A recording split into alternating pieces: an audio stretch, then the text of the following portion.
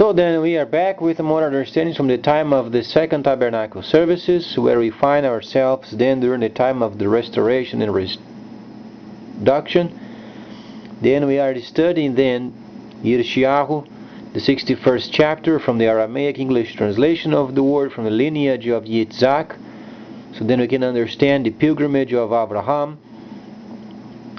Then, with the validity given also to the first tabernacle service, there are areas where we have to track down then the Ark of the Covenant.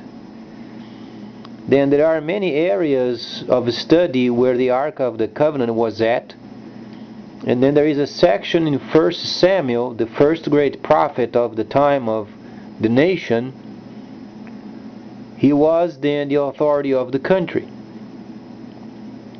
We understand there were kings, but then Samuel was the prophet. He was then the person in charge of the entire nation. This is the way it should be, truly, when speaking of Yahweh the Creator and His people, the set apart. So then, 1 Samuel then chapter 5 explains a situation when then the Philistines had taken the ark from the hands of the Hebrews and brought the ark to their own land. There are areas of understanding where we have to find the proper perspective of what went on.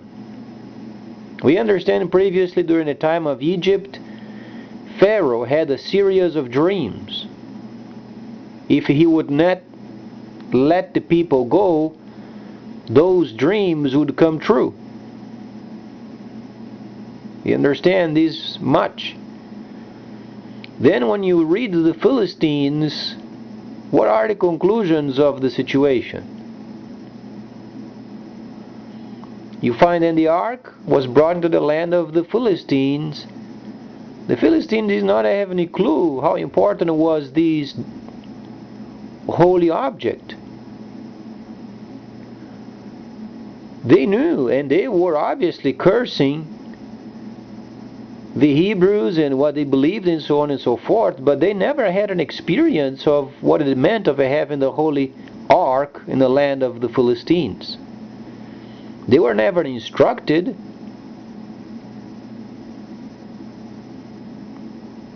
Why was then the Creator being so mean to the people of the Philistines? They didn't have any idea what it was related with the holy object.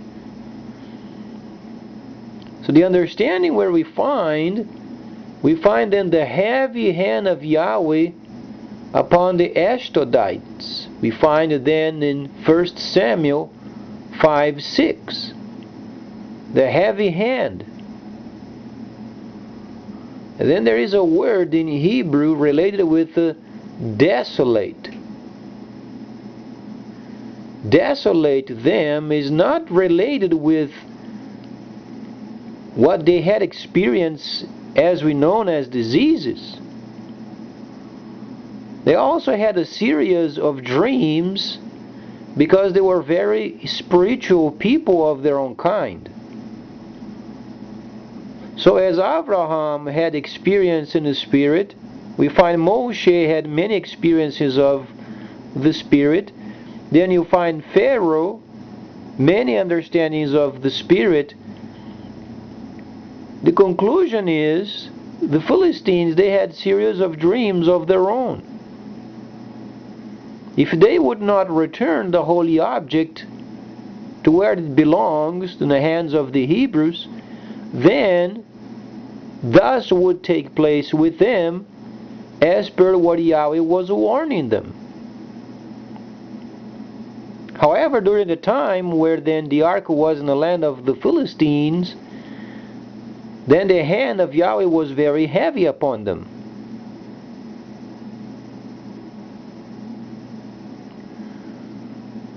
Then we find the holy object on the land of the Philistines for quite some time. But then we have to understand this factor. What was the gain for the Philistines of having then the ark in their land and then experiencing the heavy hand of Yahweh? Those people were very sensitive to the workings of the Spirit.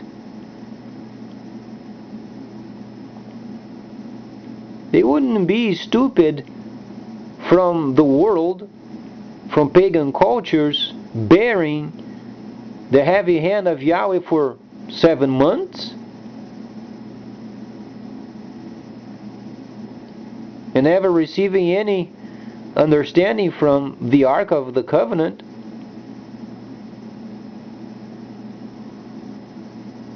What you can understand from the manuscripts, ever since the Ark went to the land of the Philistines, then the leaders of the Philistines, known as obviously sorcerers and people of many kinds of spiritual experiences, they were having experiences of their own. Series of dreams related if they would not return to the holy object, or they should then return the holy object to the land of Israel, then thus would take place with them.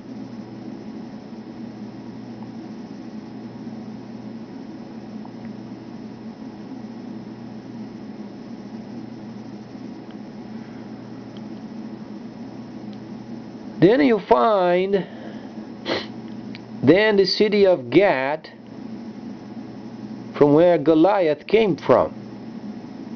As we understand, Gath, the homeland of Goliath, for many years wasn't found. If you then make a reference to your scripture, you'll find Gath and then a question mark, was never found. But we understand Gath was then the army center of the whole Philistine group. You should have a lot of army material over there. Shields and swords and spears of any kind, or in many kinds. But we understand iron was precious during those times.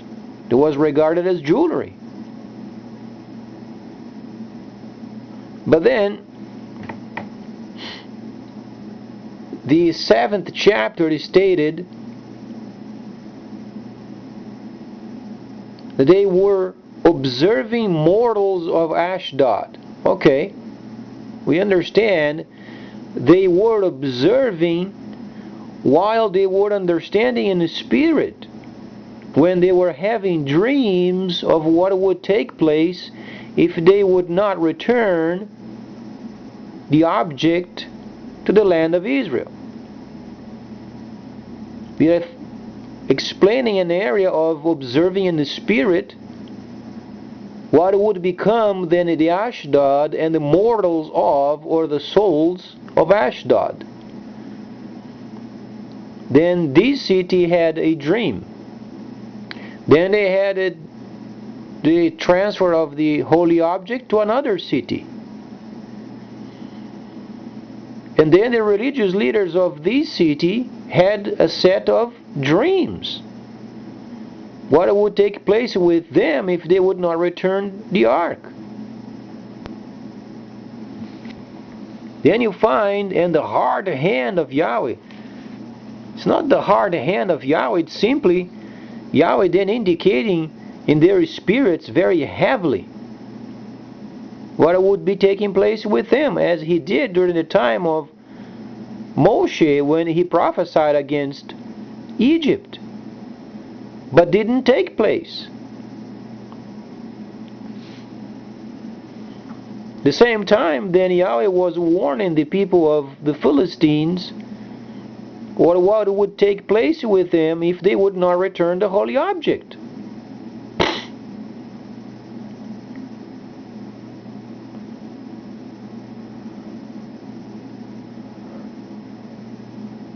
And then it's kind of weird, because would Yahweh make a deal with the Philistines to return the ark with golden tumors of some sort of a rat near his holy object?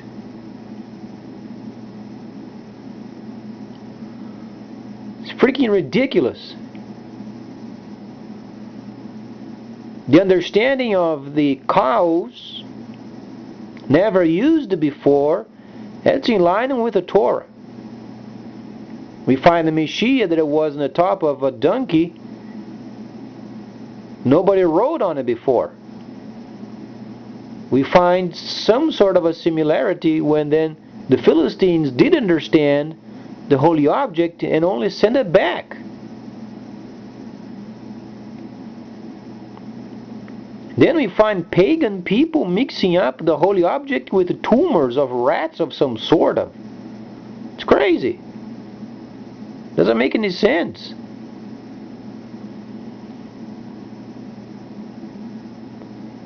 So then, from the experience of Abraham, from the experience of Moshe, from the experience of Egypt, from the experience of Daniel and the other prophets, we can simply understand these people had a series of dreams.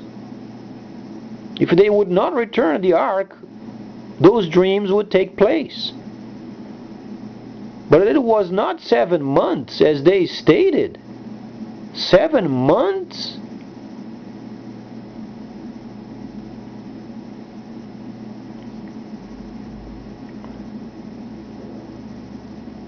It doesn't line up properly. How many dreams had Pharaoh then? It was very short. As we understand, in a space of around 20 days, the people, they were going out of Egypt.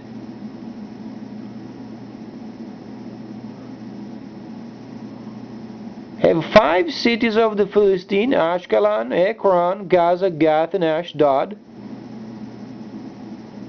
Then every time a city had a dream, they did understand in the spirit, and they saw the video of what would take place with them if the ark wasn't returned.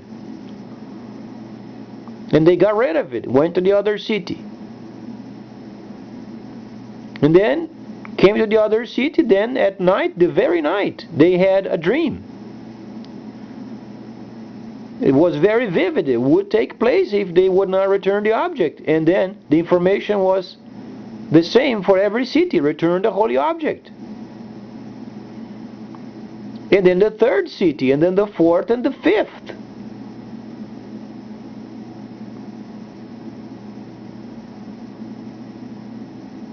Then the hand of Yahweh was hard. Then they saw mortals. Saw mortals? There were no mortals. They saw these in a vision during the night while dreaming. That's why you find many definitions. Then the heavy hand of Yahweh, then the hard hand of Yahweh.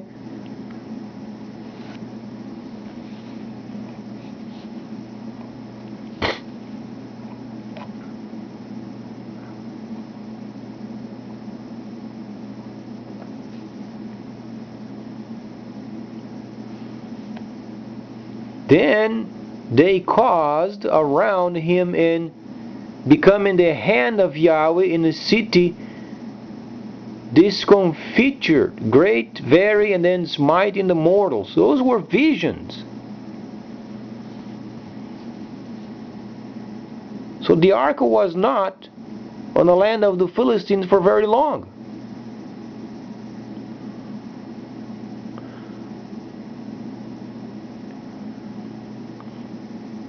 How could those people write of a holy object if the nation was in a complete disorganization?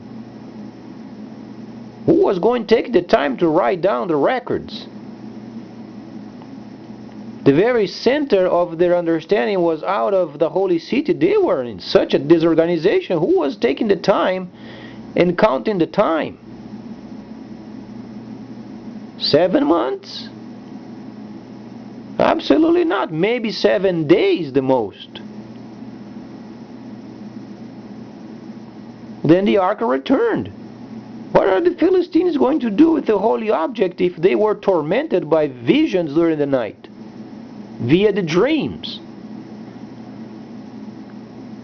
Yahweh was very quick with Abraham. He was very quick with Moshe. He was very quick with Pharaoh. During the time of Daniel, Yahweh was very quick. Why was it taking 7 months for the Philistines then to understand that they should return the object?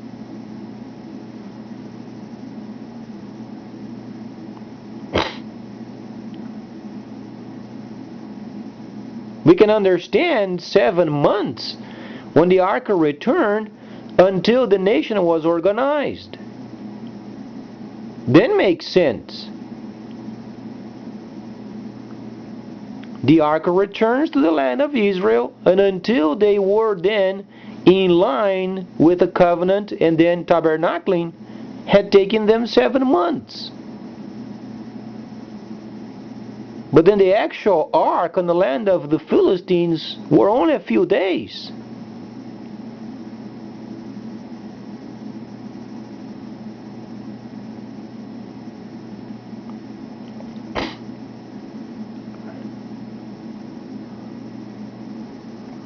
And then the lords of the Philistines, or the leaders of the Philistines, came together and they saw this golden rat's tumor. At the final understanding, if those people would not come together and send the ark back, this is what they would have on themselves.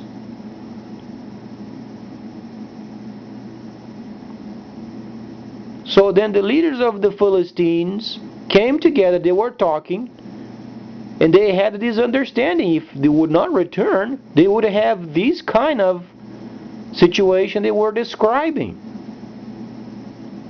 But the ark itself was then on a cart and went back to the land of Beth Shemesh.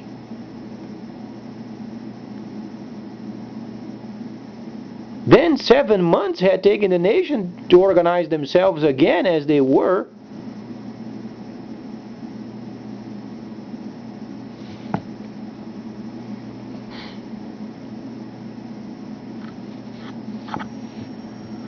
So then we understand when Yahweh makes a move, it's very quick.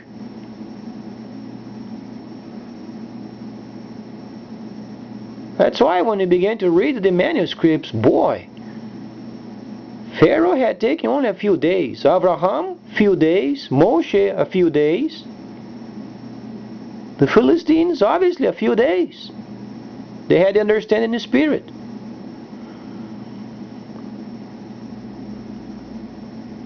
Another area for us to update ourselves, and no longer, and the Ark of the Covenant stayed in the land of the Philistines for 7 months.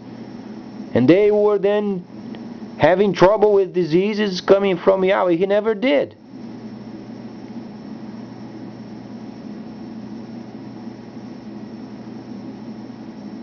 We do understand the Ark of the Covenant, when it returned, was in somebody's house of it, and it began to be prosperous because of it.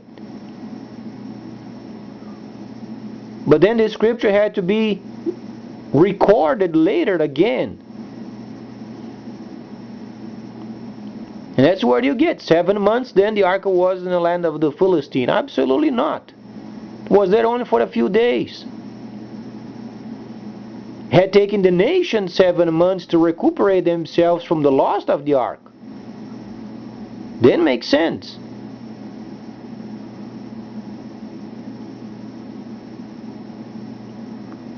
So what we find is a similar understanding of how the Creator relates with the pagans.